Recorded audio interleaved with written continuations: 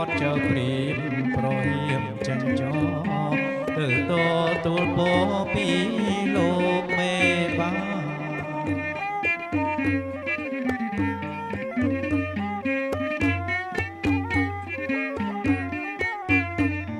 ដងហើយផ្លែឈើ36មុខចំណៃចំណុកគ្រប់ភោគផលឡាដងហើយផ្លែឈើ36មុខចំណៃចំណុកគ្រប់ភោគផលឡាហើយបីកនដៀនចេញចោយាត្រាសំដៅអាសនាមហាមន្ត្រីទីទេពបន្ទុំម្ចាស់ព្រំ